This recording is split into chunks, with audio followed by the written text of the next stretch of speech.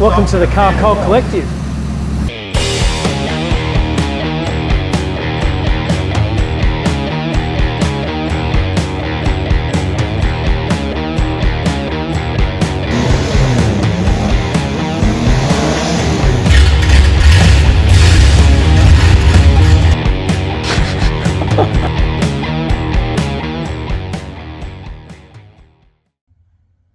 G'day viewers, Pinky from the Car Cult Collective.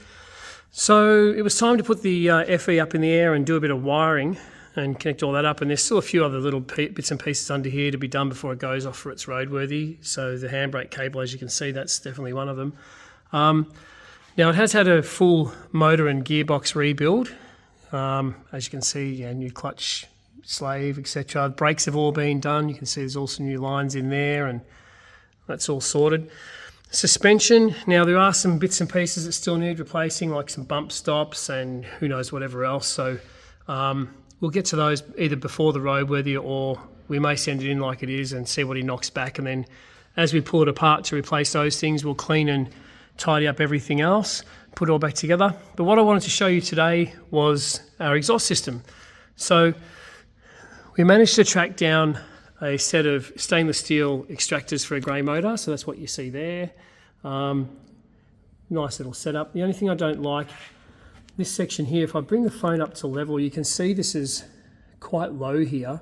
What we could have done was cut this and bent that up a bit more so we had a bit of a straighter line, but we didn't really think about it too much on the day. But yeah, we'll see how we go. We've got plenty of clearance on this car, so I'm not too bothered, but we may look at that later on down the track.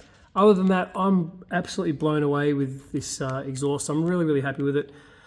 One of my good friends who's a fabricator, I can weld, many of us can weld, but sometimes you want to get someone who's a fabricator to come in and really sort of do some good quality work for you. So as you can see, it's actually come up quite nice. So we've got a 2-inch exhaust, stainless steel all the way, and coming down over the diff here, following the chassis and then back around behind the diff. Another one of those joiners. Now those joiners, they're supposed to have a silicon gasket inside them that's supposed to handle hundreds of degrees of temperature, just like the silicon molds you use in your oven. So in theory they should last, but we'll see what happens. Maybe they'll melt, who knows.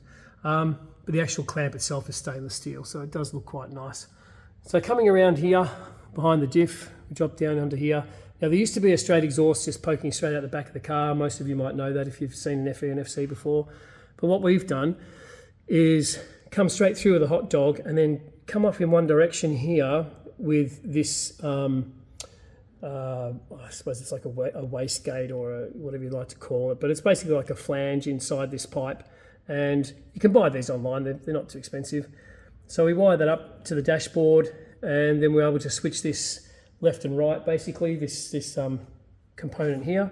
And when it's closed, we're running just the hot dog, and when it's open, we're running the hot dog and the straight through section. So there's no time when it's just the straight through section. It's either both or the hot dog. Coming up behind the bumper bar, we brought this back around here. We needed this bit of a turn back around because of the length of the hot dog. And then we went with the Cadillac style hole through the bumper bar, which is all bracketed up behind here. And then we come across to the other side where we've done the same thing. So we dip back in around the fuel tank and back around towards the shackles and come back out through the bumper bar there. So yeah, quite a nice look. It sounds really tough. Like if you go back to the start of the video and you'll see our intro and you'll see the black FE there with another one of my mates tinkering around with the motor, and you'll hear the exhaust sound. It's actually a really nice sound to it. So yeah, we've still got the rear suspension to do as well, new shockers and stuff like that. So we'll see how far we get before the roadworthy. Like I said, it'd be nice to get all this done beforehand, but he's probably going to knock a few things anyway. So when it comes back and we go through those bits and pieces, we'll pick up all this last few things that we want to get done as well. And then, yeah, hopefully within a few weeks, it'll be back on the road. All right, well, thanks for watching, and we'll see you on another one.